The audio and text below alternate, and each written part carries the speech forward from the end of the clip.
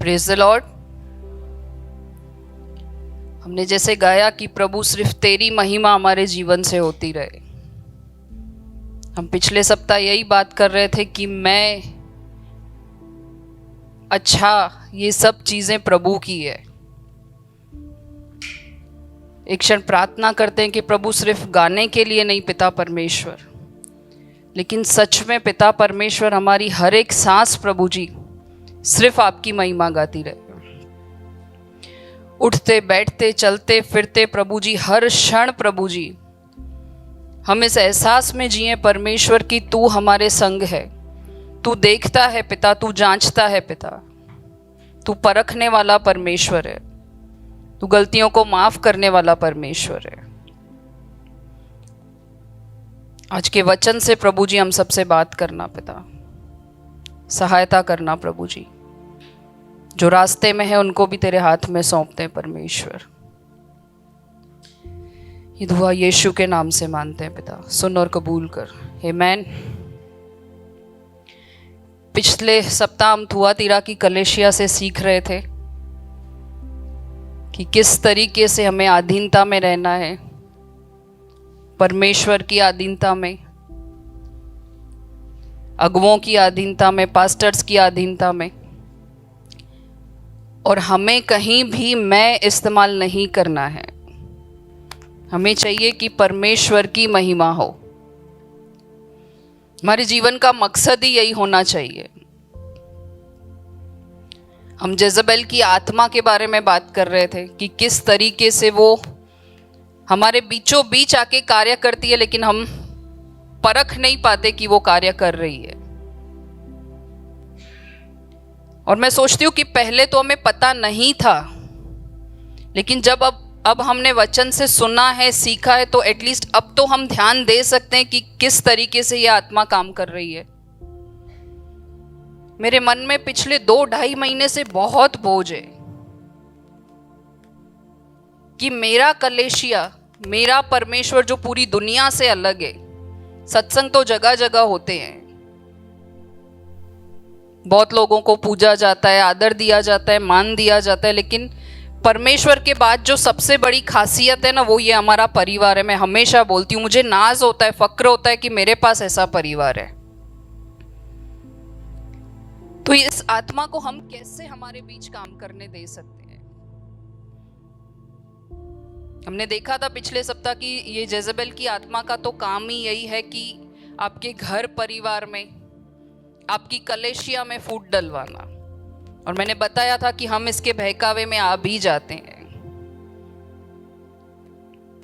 किसी ने प्रार्थना किया लास्ट संडे के बाद जाने के बाद कि हाँ प्रभु जी, शायद ऐसा मेरी कलीसिया में हो रहा है, हम भाई बहन एक दूसरे से दूर हो रहे हैं, या किसी के प्रति मन में कड़वाहट या क्लेश लेके गए हैं हम। किसी ने माफ किया, किसी ने दुआ किया एक क्षण भी बैठ के कि प्रभु नहीं, मेरा परिवार जो है ये वो दुनिया से अलग है। मैं ऐसा नहीं बोलती लड़ाई झगड़े नहीं होते, हर परिवार में होते हैं। मेरा पॉइंट था कि हम बैर नहीं लेके जाएंगे एक दूसरे के प्रति, और हम सबका गोल मकसद क्लियर है कि हमें मिलके परमेश्वर के लिए कार्य करना है। अभी भी 2 क्षण लीजिए, किसी के प्रति मन में कड़वाहट है तो उससे बैठ के, उसे फोन करके उस कड़वाहट को दूर कीजिए।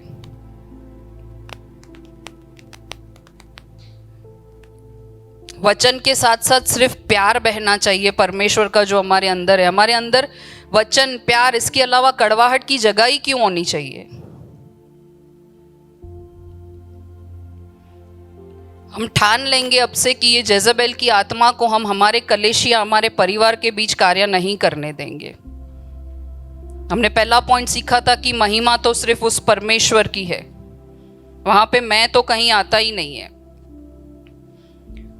और 20वें वचन से हमने सीखा था कि ये जो आत्मा है, मैंने बताया था सिर्फ महिलाओं के बीच कार्य करती है, ऐसा नहीं है। ये अलग बात है कि जलन, क्रोध, ये सब लेडीज में इजीली आ जाता है, लेकिन ये आत्मा जो है वो पुरुषों के बीच भी उतना ही काम करती है। ये व्यभिचार करवाती हमने सीखा था, उसे रोकना है हमें। टर्माइट होता है ना, जिसको हम वो दीमक बोलते हैं, दीमक उडई सिंधी में बोलते हैं, वो किस तरीके से मेरे घर में हो गई थी। बाहर से आपको फर्नीचर पे कोई चेंज नहीं दिखेगा, एज इट इज, ऐसा लगेगा कुछ हुआ ही नहीं है। पर कुछ समय के बाद आपको एहसास होगा कि बाहर का सब कुछ सेम है, लेकिन अंदर से उसने पूरा लकड़ा खा लिया है, आपका पूरा फर्नीचर सत्यानाश कर दिया है। तो ये जेजबेल की आत्मा भी है ना, इसी तरीके से काम करती है। बाहर से सब कुछ सेम दिखेगा, सब मीठा मीठा दिखेगा, लेकिन अंदर से इस तरीके से दीमक की तरह खाती जाएगी, खाती जाएगी, खाती जाएगी कि वचन, प्यार, ये शब्दों का तो हमारे जीवन में कहीं अस्तित्व ही नहीं रह जाता है फिर। तो हमें इस जेजबेल की आत्मा को कार्य करने नहीं देना है। मैं बार बार इसी चीज को रिपीट कर रही हूं। जैसे दीमक खा जाता है, उस तरीके से इस जेजबेल की आत्मा को हमें खाने नहीं देना है, हमारे परिवार को। क्योंकि हमारा परिवार बिखर गया ना, तो प्रभु का जो हमारे लिए मकसद है हम वो नहीं कर पाएंगे। हमें समझ के चलना है, आज मैं भी अकेली कोई कार्य नहीं कर सकती। जब तक आप लोग सब मेरे साथ नहीं हो, मेरा कोई वैल्यू ही नहीं है। हम सबको एक दूसरे की जरूरत है। परिवार किसी एक से नहीं बनता है। और ये गर्व जो हमारा परिवार है, उसे हमें टूटने नहीं देना है। इस गर्व को हमें कायम रखना है। समय समय पर जांचते रहना है हमें।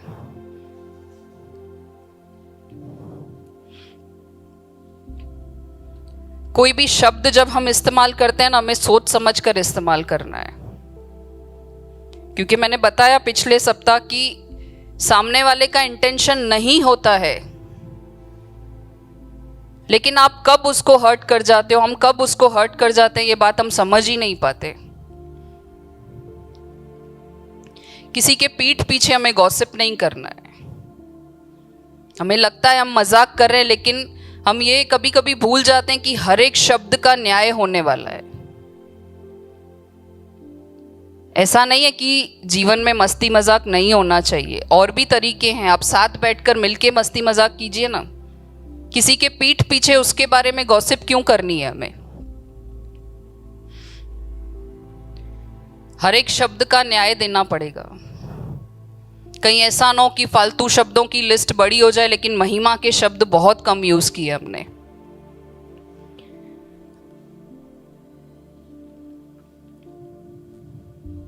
जब हम प्यार बनाए रखेंगे ना, तभी इज़ाबेल की आत्मा हमारा कुछ भी नहीं बिगाड़ पाएगी। क्योंकि हमें समझना है कि वो अकेली है और हम एकजुट हैं।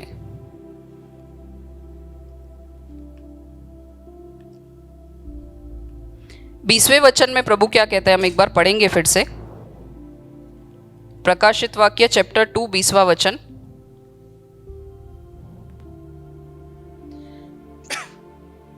पर मुझे तेरे विरुद्ध यह कहना है कि तू उस स्त्री इज़ाबेल को रहने देता है, जो अपने आप को भविष्यवक्तिनी कहती है और मेरे दासों को व्यभिचार करने और मूर्तियों के आगे चढ़ाई गई वस्तुओं खाना सिखलाकर भरमाती है।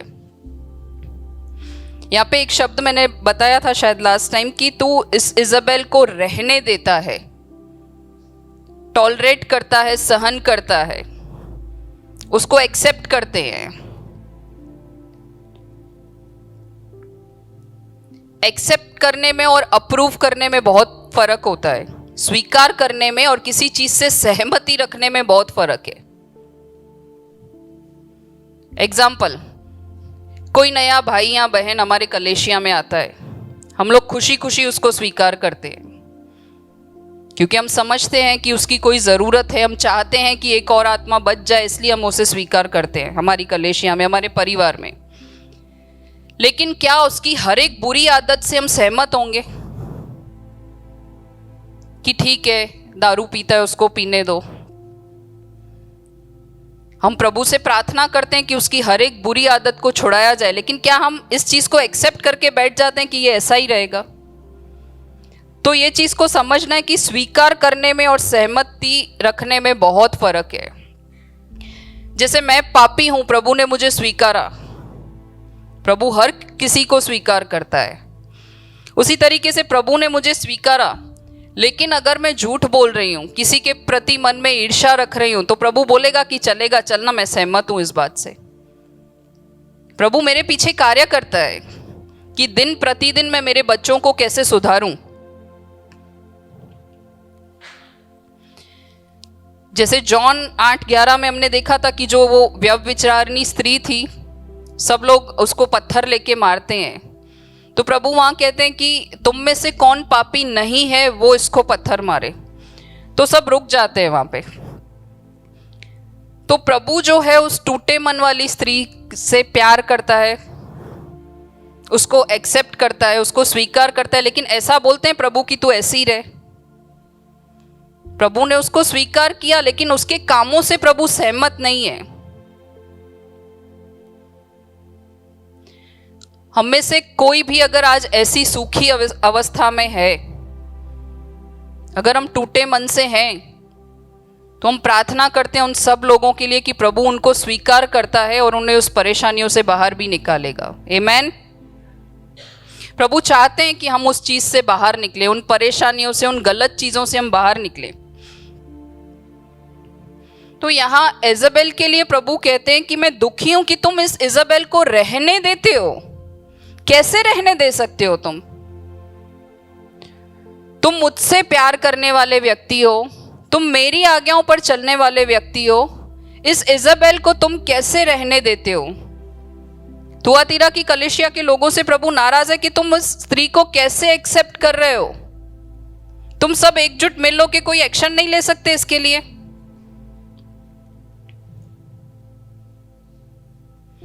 आज ये शब्द एक्सेप्ट करना, टॉलरेट करना ना दुनिया में हर जगह बहुत चल रहा है। हमें जांचना है कि प्रेशर में आके कहीं हम भी तो हर चीज को एक्सेप्ट करके नहीं बैठे हैं। हम भी तो इजाबेल की तरह उन चीजों को रहने नहीं देते अपने जीवन में। लोग बोलते हैं कि सारे रास्ते एक ही तरफ जाते हैं, लेकिन सॉरी, नहीं जाते। मेरे परमेश्वर का जो रास्ता है वो दुनिया से अलग है। वो एक ही रास्ता है जो अनंतता की तरफ जाता है। हमें जांचना है कि क्या हम सहन तो नहीं कर रहे, इस इजाबेल की आत्मा को रहने तो नहीं दे रहे। एक फ्रॉग थियरी मैंने पढ़ा था। एक मेंढक होता है, जब वो एक टब के मेटल के टब के अंदर होता है, तांबे के, पीतल के, किसी भी जो इजीली गर्म हो जाता है, तो जब वो उसके अंदर होता है पानी ठंडा होता है। जब उस पानी को नीचे से आग लगा के गर्म किया जाता है ना, तो मेंढक सोचता नहीं है कि मुझे वहां से बाहर निकलना है। वो उस टेम्परेचर के अकॉर्डिंग अपने आप को डाल लेता है कि थोड़ा सा गर्म हो रहा है ना, मैं इस पानी में एडजस्ट कर लूंगा। फिर आग और फास्ट होती है, फिर वो अपने आप को उसमें एडजस्ट कर लेता है कि ठीक है ना, इतना तो मुझसे सहन हो जा रहा है। वो कहीं भी कोशिश नहीं करता कि मुझे इस गर्म पानी से बाहर निकलना है। फिर जब आग और तपने लगता है, अब उसे लगता है कि अब मैं नहीं सहन कर पाऊंगा, लेकिन तब तक बहुत देर हो चुकी होती है। वो छलांग नहीं लगा पाता, सहन कर करके उसका शरीर टूटने लगता है और वो वहीं मर जाता है। तो ऐसी सूखी अवस्था मैं नहीं चाहती कि हमारे जीवन में हो, कि सहन कर करके जब हम इन चीजों से बाहर निकलना चाहें तो अंत आ गया हो। हमारी जिंदगी उस मेंढक के समान नहीं होनी चाहिए। जब पहला ही कदम दिखता है कि लगता है मुझे यहां एडजस्ट करना पड़ रहा है, प्रभु के मैटर में मुझे एडजस्टमेंट करना पड़ रहा है, तो वो पहले ही स्टेप पे हमें छलांग मार के बाहर निकलना है। आप जैसे दुकान पे काम कर रहे हो, मैं इस एक्सेप्ट करने को थोड़ा आपको एग्जाम्पल के तरीके से समझाना चाहती हूँ कि जब हम दुकान पे काम कर रहे होते हैं, कोई कस्टमर आता है, हमने उसको वायदा किया है कि आपका माल कल तक आ जाएगा। आज वो कस्टमर आया है माल लेने, लेकिन उसका माल तैयार नहीं है।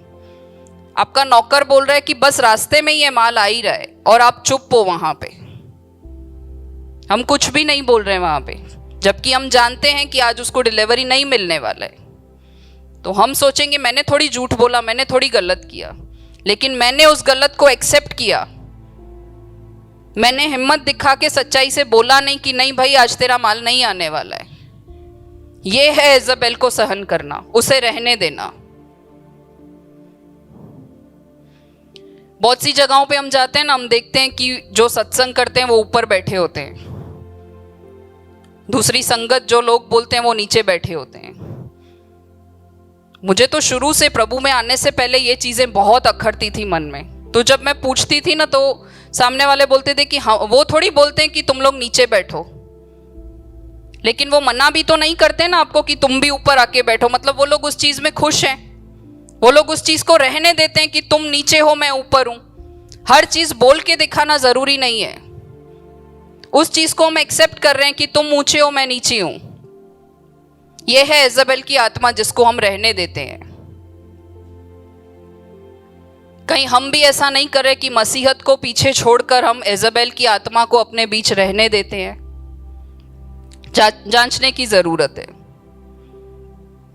हम भूल जाते हैं उस समय पे कि मेरा भी न्याय होगा, मेरे हर एक शब्द का हिसाब लिया जाएगा। जब हम सच्चाई के रास्ते पे चलते हैं ना तो लोग मजाक उड़ाते हैं, क्या यीशु यीशु, क्या करना है यीशु को लेके तुमको। आजकल जीता है कोई सच्चाई में? कोई भरता है टैक्स? सिग्नल से आगे निकल गए तो 50 रुपए दे के निपटा देते हैं। कोई देता है कि नहीं 500 का चालान ही कटाऊंगा, जो गवर्नमेंट का पैसा है वो गवर्नमेंट को ही जाना चाहिए। ये छोटी छोटी चीजों पर हमारा ध्यान नहीं जाता है। हम सोचते हैं कि लोग बोलते हैं कि सारा दिन सच्चाई पे जीते हो, क्या मिल गया तुमको अपने परमेश्वर पे यीशु यीशु करके। तो हमें समझना है जब ये जीवन नहीं रहेगा, जब हम नहीं रहेंगे तो ये लोग आपके पास नहीं आने वाले। आप कहीं गए हो तो आपको पता होगा 5 मिनट भी बॉडी को रखने नहीं देते। कोई ऐसा नहीं बोलेगा कि दिया यहाँ पे, बोलेंगे बॉडी को बाहर लेके जाओ, बॉडी में से बदबू आ रही है। कोई काम नहीं आने वाला है, कोई रिश्ते नाते काम नहीं आएंगे। साथ जाएगी सिर्फ उस प्रभु के साथ की वफादारी जो आप यहां निभा रहे हो, जो मैं यहां निभा रही हूं। कुछ भी साथ नहीं जाएगा। आत्मा परमेश्वर का दिया हुआ है, उसके साथ वाचा निभाए रखेंगे तो उसके साथ हम जाएंगे। आमेन। प्रभु कहता है कि तुम इज़ाबेल की आत्मा को रहने देते हो। बहुत दुखी है प्रभु इस चीज से। पहले वाली कलेशिया में भी बोला था कि तुम मूर्ति के आगे चढ़ाई गई वस्तुओं को खाते हो, और खाते तो हो औरों को भी सिखलाते हो। 21 वचन में कहता है प्रभु, मैंने उसकी मन फिराने के लिए अवसर दिया, पर वह अपने व्यभिचार से मन फिराना नहीं चाहती। मौका प्रभु हमेशा देता है। प्रभु प्यार है, वो चाहता ही नहीं है कि हम में से कोई भी नष्ट हो। हम लेडीज खाना ही बनाती है ना, थोड़ा सा बच जाता है तो हमारा मन अजीब सा बिहेव करने लगता है। ऐसा लगता है इसको फेंकेंगे कैसे, तो उसने तो हमें रचा है। वो कैसे चाहेगा कि कोई भी आत्मा नष्ट हो जाए। प्रभु ने मौका दिया इज़ाबेल को मन फिराने का, लेकिन वो फिराना ही नहीं चाहती। देखो, मैं उसे रोग शैल्य पर डालता हूं, और जो उसके साथ व्यभिचार करते हैं यदि वे भी उसके से कामों से मन न फिराएंगे तो मैं उन्हें बड़े क्लेश में डालूंगा। मैं उसके बच्चों को मार डालूंगा। तब सब कलेशिया जान लेगी कि हृदय और मन का परखने वाला मैं ही हूं, और मैं तुम में से हर एक को उसके कामों के अनुसार बदला दूंगा। मेरे को तो डाइजेस्ट ही नहीं हो रहा था ये 2 वचन पढ़ के। अब तक जितना भी पढ़ा है प्रभु प्यार, अनुग्रह, दया, मैं भूल गई थी कि गलत करने पे दंड की आज्ञा भी वही रखता है। दंड देने का अथॉरिटी भी वही परमेश्वर रखता है। प्रभु ने उसको पहले मन फिराने का अवसर दिया है। हमें भी हर एक परिस्थिति में प्रभु ने पहले मन फिराने का अवसर दिया है, सीधा दंड की आज्ञा नहीं दी है। एक वचन पढ़ते हैं, पहला राजा 21।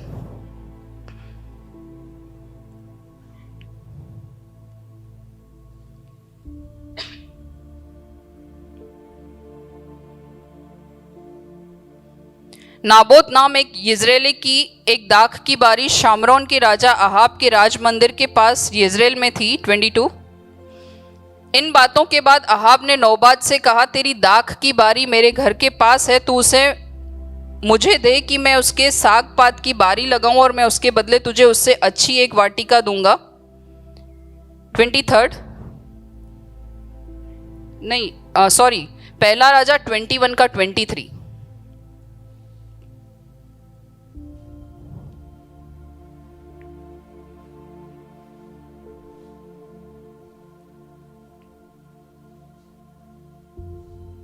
और इजाबेल के विषय में यहोवा यह कहता है कि यिज्रेल के किले के पास कुत्ते इजाबेल को खा डालेंगे। पहले से ही भविष्यवाणी की गई थी कि कुत्ते इजाबेल को खा डालेंगे। एक और वचन देखते हैं, दूसरा राजा 9 का 36।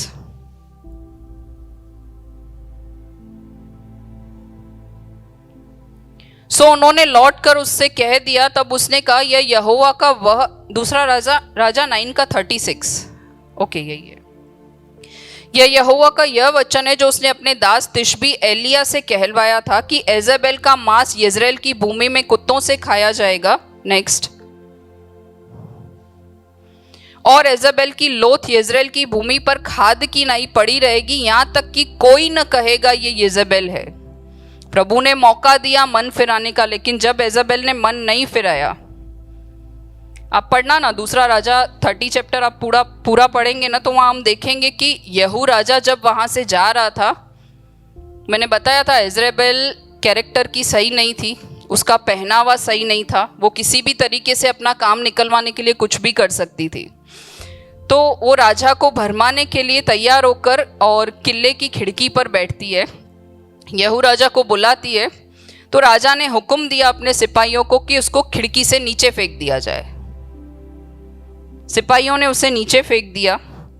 उसके खून के छींटे जो थे वो घोड़ों के ऊपर जाके लगे, तो घोड़ों ने भी अपने पैर के नीचे उसे लताड़ दिया और वो वहीं मर गई। लेकिन जब तक सिपाही नीचे जाके उसकी लाश को उठाने जाते, तब तक कुत्ते उसकी लाश को इस तरीके से खा चुके थे कि सिर्फ उसका सिर, हाथ के तलिए और पैर बचा था। उसका पूरा बॉडी कुत्ते खा चुके थे वहां पे। वचन में ऐसा भी लिखा है कि कोई कह ही नहीं पाए कि ये इजाबेल है, ऐसी उसकी हालत हो गई थी। आप सोच कर देखिए किस तरीके से वो इंसिडेंट, एक बार मैं इमेजिन कर रही थी जब मैं वचन पढ़ रही थी, तो मैं सोच रही थी किस तरीके से उसे नीचे फेंक दिया गया होगा, किस तरीके से वो घोड़ों के पैर के नीचे आ गई होगी, किस तरीके से कुत्ते उसको काट काट के खा चुके होंगे कि कुछ भी उसके शरीर से नहीं बचा। लेकिन एक बात यहां है कि प्रभु ने पहले उसे मौका दिया। प्रभु ने मुझे भी मौका दिया।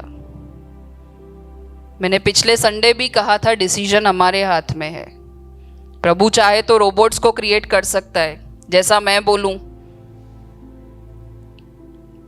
मेरी महिमा करो, चाबी घुमा के प्रभु करवा सकता है, लेकिन उसने फ्री विल दिया है, स्व इच्छा दी है।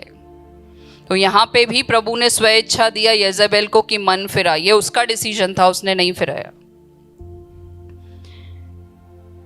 जब हम पाप को सहन करते हैं ना, तो उसके परिणाम कुछ ऐसे ही होते हैं। जब हम पाप को टॉलरेट करते हैं, एग्री करते हैं अपने जीवन में, तो उसके परिणाम कुछ इस तरीके से ही होते हैं। बहुत गंभीर बात है, सोचने वाली। हम दिन प्रतिदिन लाइफ जीते हैं, शब्द यूज करते हैं, कुछ नहीं सोचते हैं। और मैं समझती हूँ कि पहले दुनियावी जीवन होता तो हमें फर्क भी नहीं पड़ता था। अब जब हम कुछ काम अच्छे करते हैं तो लगता है कि कुछ अच्छा होता है तो ऐसा होता है, प्रभु तेरा धन्यवाद है। तो मैं सोच रही थी कि अगर मैं अच्छा कर रही हूँ, धन्यवाद कर रही हूँ, तो ये समझ के कर रही हूँ कि प्रभु मेरे साथ है। तो जब मैं गलत करती हूँ तो मैं ये कैसे भूल जाती हूँ कि वो तब भी मुझे देख रहा है।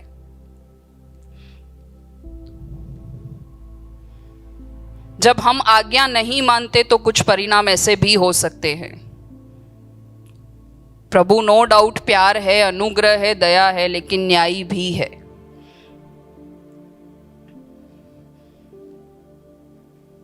हमें बैठ के जांचना है कि कौन सा पाप हम अपनी लाइफ में सहन करके बैठे हैं, कौन सा पाप है जिसको हम टॉलरेट करते हैं, कौन सा पाप है जिसे मैंने अपनी लाइफ में रहने दिया है, कौन सा पाप है जिसको मैंने परमेश्वर से ऊपर प्रायोरिटी देके रखा है।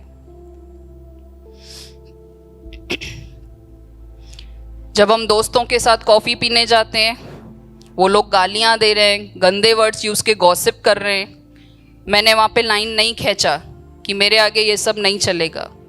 मैंने उस पाप को रहने दिया, मैंने उस पाप को एक्सेप्ट किया। मैंने दुकान का एग्जाम्पल दिया, जब हम कुछ नहीं बोलते तब हम उस पाप को रहने देते हैं। जब हम दुखी हैं, डिप्रेशन में हैं, कोई चीज बहुत परेशान कर रही है, तब क्या करना चाहिए हमें? क्या करना चाहिए? मैं पहले दुखी होती थी, कोई चीज परेशान करती थी तो मैं सिर्फ खाती जाती थी। चॉकलेट्स खाना है, ये खाना है, वो खाना है। हम अनहेल्दी लाइफस्टाइल को जीते हैं। हमारा फर्ज है तब हम खाने को ठुकरा कर, अगर डिप्रेशन में है, दुखी है, तो हम प्रार्थना करें। इस पाप को हम हमारे जीवन में रहने देते हैं। हमें एक कंफर्टेबल मिनिस्ट्री चाहिए। प्रभु के लिए कार्य करना है, लेकिन मेरे कंफर्ट जोन में ही, इससे बाहर मैं नहीं निकलूंगी। किसी को परेशानी है, मेरे घर आओ प्रार्थना कराने। किसी को सुसमाचार सुनाना है, मैं फोन पे सुनाऊंगी, मैं बाहर नहीं जाऊंगी। इस पाप को मैंने अपने जीवन में रहने दिया है। 24वें वचन में प्रभु कहते हैं कि पर तुम थुआतीरा के बाकी लोगों से जितने इस शिक्षा को नहीं मानते और उन बातों को जिन्हें शैतान की गहरी बातें कहते हैं नहीं जानते, यह कहता हूं कि मैं तुम पर और बोझ न डालूंगा। जिसने गलत किया है उस पर न्याय होगा, लेकिन जो उससे सहमत नहीं है, उसे रहने नहीं देते, मैं तुम पर बोझ न डालूंगा। पर हाँ, जो तुम्हारे पास है उसको मेरे आने तक थामे रहो। आमीन। क्या है हमारे पास जिसे हम थामे रखें? वचन, परमेश्वर। प्रभु कहता है कि जो तुम्हारे पास है उसे थामे रखो। कैसे थामे रखना है प्रभु को? उसकी आज्ञाओं पर चलकर हमें प्रभु को थामे रखना है। मैं सोच रही थी मैं एक पहाड़ पर हूं, चढ़ते चढ़ते मैं गिर गई वहां से। मुझे पता है नीचे खाई है। गिरते गिरते एक डाली मेरे हाथ में आ गई। मैंने उसे पकड़ लिया कि मैं नीचे ना गिरूं। मेरी हर एक उंगली, हर एक शरीर की जो ताकत है, हर एक खून का जो कतरा है, हर एक पसीने की जो बूंद है, वो उस डाली को कितना टाइट थामे रखेगी कि मैं नीचे ना गिरूं। मुझे उस तरीके से प्रभु को थामे रखना है। आमीन। और प्रैक्टिकली इन चीज़ों को बताऊं तो किस तरीके से प्रभु को थामे रखना है। जैसे भैया ने बोला कि वचन से थामे रखना है, उसकी आज्ञाओं पर चलकर। तो पहला चीज़ जो है जिस तरीके से हमें प्रभु को थामे रखना है वो है कि परमेश्वर के वचन को प्राथमिकता देनी है। Make God's word as a priority. सिर्फ वचन मेरी प्राथमिकता होनी चाहिए। कैसे होगा वचन मेरी प्राथमिकता? मैंने कभी बाइबल खोल के वचन पढ़ा ही नहीं है, तो मुझे पता ही नहीं है, तो वचन मेरी प्राथमिकता कैसे होगा? तो थोड़ा शरीर को कष्ट करके हमें वचन खोलकर पढ़ना है। पूरा मत पढ़ो चैप्टर, एक वचन, सिर्फ रोज एक ही वचन को। मैं पहले पढ़ती थी, मैं बोलती थी मुझे समझ में नहीं आता। उसी वचन को बार बार बार बार बार बार पढ़ो। ऐसा हो ही नहीं सकता कि प्रभु आपसे बात ना करे। हर बार प्रभु नए तरीके से उस वचन को आपकी जरूरत के अनुसार उसे समझाएगा। जो बोझ हम लेके बैठेंगे उस वचन को पढ़ने, उस बोझ से प्रभु हमें सिखाएगा। तो प्रैक्टिकली देखा जाए तो पहले परमेश्वर के वचन को प्राथमिकता देकर हमें उसे थामे रखना है। दूसरा, जो वचन मैंने पढ़ा है उसे मुझे अपनी लाइफ में इंप्लीमेंट करना है। मैं पढ़ रही हूं कि क्रोध न कर, ईर्ष्या न कर, उसका नोट लिखो अपने फ्रिज पर, किचन में, दुकान पे, जहां आप हो। आपको पता है आपका काम यहां पे बार बार पढ़ने वाला है। चिट लगा के उस एक वचन को वहां पे स्टिक कर दो। जब हम बार बार उसको विजुअलाइज करते हैं, देखेंगे, पढ़ेंगे, तो उसको हम अपनी लाइफ में इंप्लीमेंट करेंगे। हम खुद से कुछ भी नहीं कर सकते, मांगिए परमेश्वर से। मुझे पता है कि मैं ये चीज गलत कर रही हूं, तो प्रार्थना कीजिए कि प्रभु मैं इंसान हूं, मुझसे ये गलती हो जा रही है, तू सामर्थ्य दे। अपनी आत्मा के आवाज को दबाते नहीं जाना है, उस गलती को उखेड़ उखेड़ के बाहर निकालिए, कुरेद कुरेद के बाहर निकालिए कि प्रभु ये गलती मुझसे हो जा रही है, मैं जानती हूं ये गलत है लेकिन फिर भी हो जा रही है, तू सहायता कर परमेश्वर। उस एक वचन को अपने जीवन में लागू कीजिए। तीसरा, जो मुझे पता है जो पाप को मैं सहन कर रही हूं अपने जीवन में, उसे निकाल फेंकिए, उसे लंबा मत खींचिए। लंबे समय तक उस क्रोध को, उस ईर्ष्या को, उस जलन को मैं अंदर लिए बैठी हूं। अपने परिवार वालों के लिए, दोस्तों के लिए कड़वाहट लेके मैं बैठी हूं। उनसे ज्यादा तकलीफ मुझे हो रही है बार बार उनको देख के। प्रभु निकाल फेंक उसे, एक झटके में निकाल फेंक। प्रार्थना कीजिए उस चीज के लिए। और ये एक दिन का प्रोसेस नहीं है। ऐसा नहीं है कि एक बार मुझे किसी के प्रति कड़वाहट थी, मैं सिर्फ कड़वाहट का एक एग्जाम्पल दे रही हूं कि मैंने उस कड़वाहट को निकाल फेंका, अब सब कंप्लीट, परफेक्ट। रोज नए स्ट्रगल्स आएंगे, रोज नए पाप होंगे, रोज नई परेशानियां आएगी। जैसे हम बीज पोखते हैं ना, डालते हैं, उगाते हैं, तो एक ही दिन में पूरा पेड़ नहीं उगाता। ये एक डेली प्रोसेस होता है, उसे रोज पानी देना, रोज धूप देना, तब वो पेड़ बड़ा उगता है। तो रोज इसी तरीके से जीवन से परेशानियां आएगी, कड़वाहट आएगी। कभी हम बहुत खुश होंगे, कभी बहुत दुखी होंगे, कभी प्रभु का धन्यवाद करते हैं तो कभी उससे झगड़ा भी करते हैं।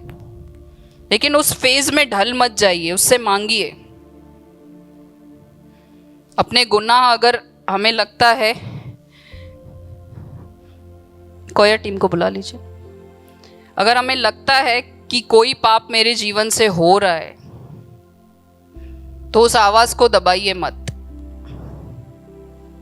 बोलते हैं ना, जब पहली बार पाप करते हैं तो जोर से आवाज आती है अंदर से, दूसरी बार करते हैं तो वो आवाज थोड़ा दब जाता है, तीसरी बार और दब जाता है, फिर धीरे धीरे करते करते वो आवाज मर जाती है। तब हमें एहसास भी नहीं होता कि मैंने ये पाप किया। तो इस एजाबेल की आत्मा को अपने बीच कार्य नहीं करने देना है। रोज रो के प्रार्थना करना है कि प्रभु मेरे परिवार को आपको टूटने नहीं देना है परमेश्वर। जो मेरा गर्व है, जो मेरा नाज है, तू प्रभु मुझे तुझसे दूर नहीं जाना है। मुझे अधीनता से जीवन जीना है।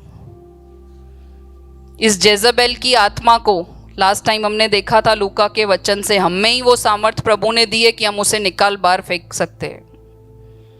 इस कलेशिया में, हमारे जीवनों में, हमारे रिश्तों में इस आत्मा को हमें नहीं आने देना है। हमारा अंत जेजबेल जैसा अंत नहीं होना चाहिए। दिल में आवाज आता है कि ये गुनाह मैंने किया है, तो आज प्रभु एक मौका दे रहा है। आइए अपनी आंखों को बंद करके प्रभु से अपने गुनाहों के लिए हम माफी मांगते हैं। प्रभु जी तेरे सम्मुख आते हैं परमेश्वर।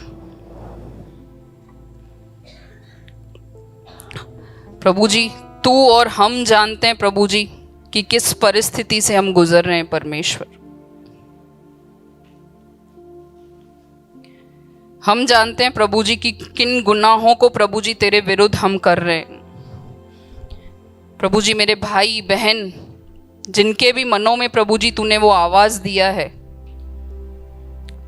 हम सब अपने गुनाहों को मानते हैं पिता परमेश्वर। हमने सीखा प्रभु जी कि तूने मौका दिया परमेश्वर मन फिराने का। हम जेजबेल की तरह नहीं है प्रभु जी, हम अपना मन फिराते हैं प्रभु जी, अपने गुनाहों की माफी मांगते हैं पिता परमेश्वर, तेरे सम्मुख आते हैं, तुझसे प्रार्थना करते हैं प्रभु कि रोज प्रभु जी उस परेशानियों से, उन स्ट्रगल से, उन गुनाहों से तू हमें बाहर निकाल प्रभु जी। प्रभु जी मुझ में कोई सामर्थ नहीं है पिता, हर एक वो पाप से प्रभु जी मैं तेरे सामर्थ्य से बाहर निकल सकती हूँ पिता। हमारे दिलों में प्रभु जी वो आवाज है, उन गुनाहों को हम मानते हैं पिता। दया करना प्रभु जी, तेरा अनुग्रह देना प्रभु जी, अपने सीने से तू लगा के रखना पिता। तेरे अलावा कोई नहीं हमारा परमेश्वर। तेरा वचन कहता है मां भी छोड़ देगी प्रभु जी, लेकिन मैं नहीं छोड़ूंगा पिता। थामे रखना परमेश्वर। हमें ऐसी हिम्मत देना कि हम उस डाली के समान प्रभु जी तुझे थामे रखें पिता परमेश्वर। हर सुख में, हर दुख में प्रभु जी तेरे उस वचन को हम ना भूलें पिता। कोई मेरा बुरा करता है पिता, क्रोध करता है प्रभु जी, तब भी तेरे वचन को मैं थामे रखूं। कोई मुझे चोट पहुंचाता है तब भी मैं तेरा वचन थामे रखूं परमेश्वर। कोई मेरे खिलाफ षड्यंत्र रचता है तब भी मैं तेरा वचन थामे रखूं पिता परमेश्वर। ऐसी तू सहायता करना पिता। मेरे उस गुनाहों की आवाज को तू दबने मत देना पिता। मदद करना, मैं उन्हें एक्सेप्ट कर कर प्रभु जी तुझसे माफी मांगू। अपना मन दिन प्रतिदिन रोज फिराऊं पिता परमेश्वर। मदद करना, यीशु के नाम से मानते, आमीन।